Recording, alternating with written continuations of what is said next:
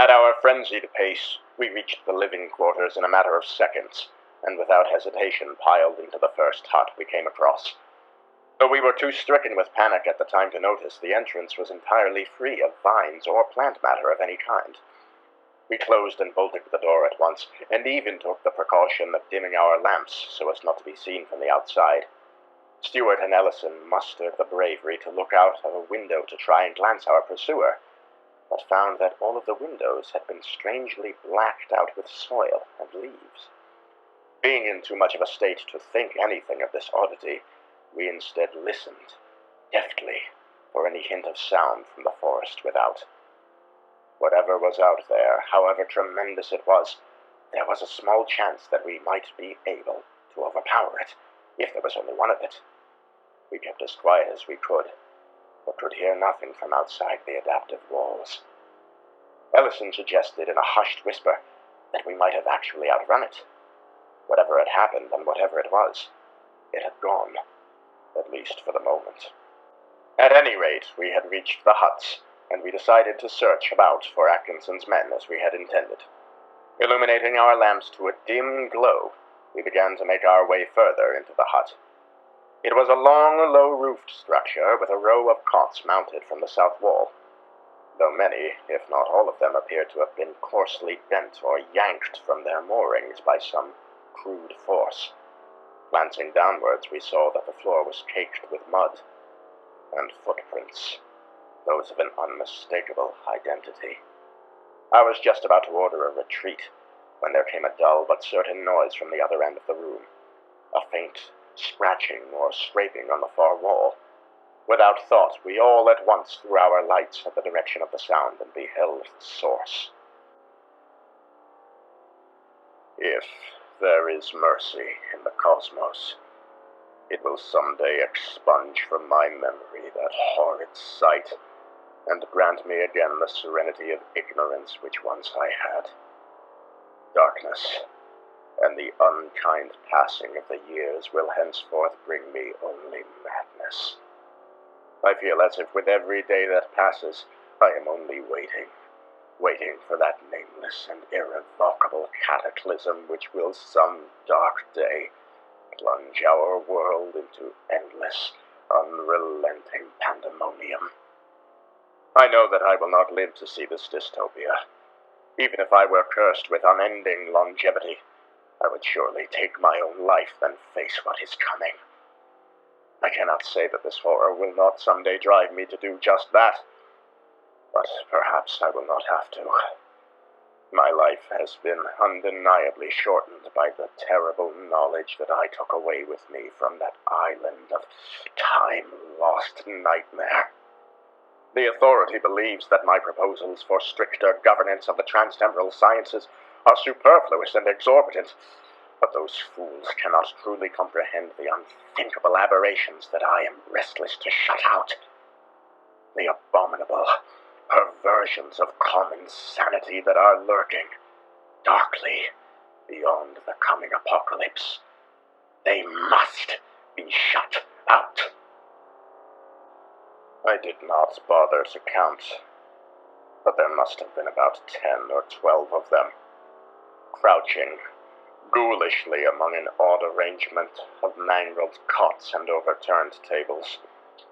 Their skin was a coarse, leathery grayish color, but they had white flaxen hair on their heads and down their backs and arms, those long, sinewy arms that hung low and dragged over the muddied, bloodied floor. The light from our dim lamps cast grotesque shadows on their chinless, simian faces, and reflected in their glaring red eyes. They looked at us with those hellish eyes. They were so hideously silent.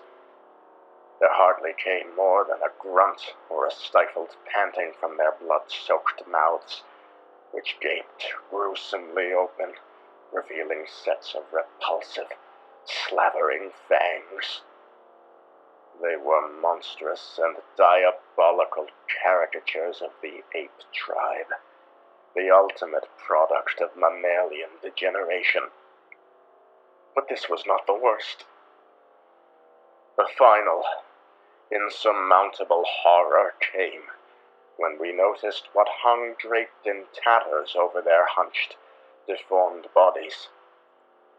It was the shredded remains of some uniform fabric, and on some of the fragments we glimpsed the insignia of Parnassus Laboratories.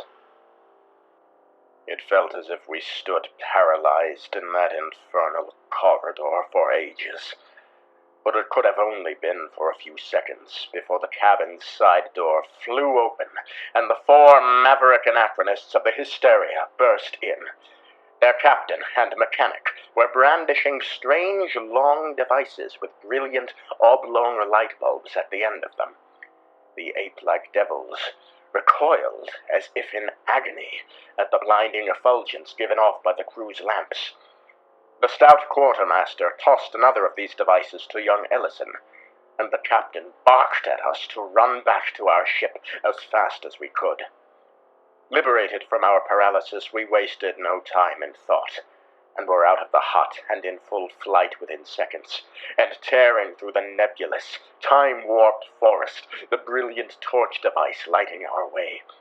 We paid no heed to the strain of our legs or of our breath, but sprinted over roots and vines without looking back, driven by stark, delirious panic.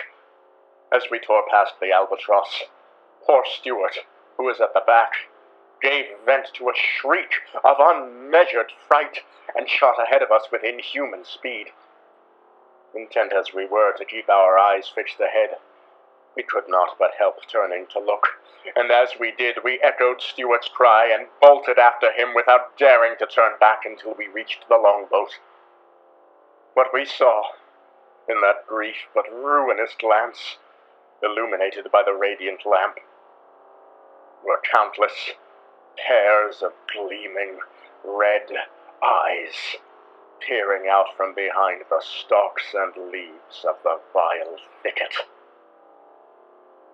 We cast off immediately when we reached the longboat, and as we forever left that baleful island of blighted quintessence, we found at last the courage to look back, and saw from the distant glare of two brilliant lamps that the Hysteria's crew were not far behind.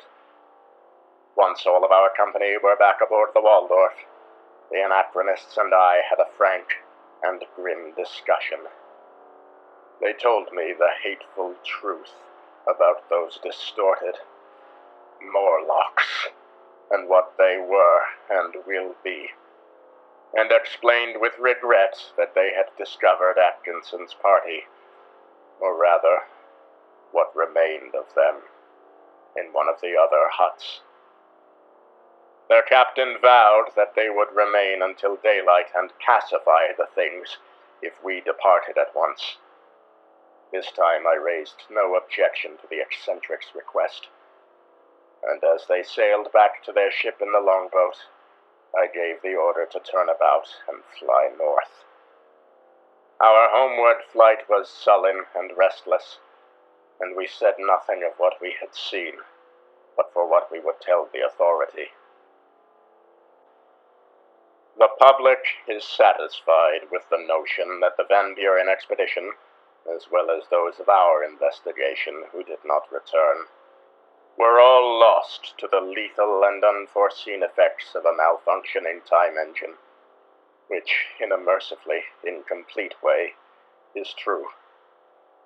They are also satisfied with the year-long quarantine of La Isla de Locura, as are my superiors within the authority. But I say it is not enough. There will come a day when some unnameable holocaust ravages the earth beyond recovery. Civilization will collapse, and humankind shall fall divided and de-evolved, until the savage and cruel devour the weak and simple-minded altogether.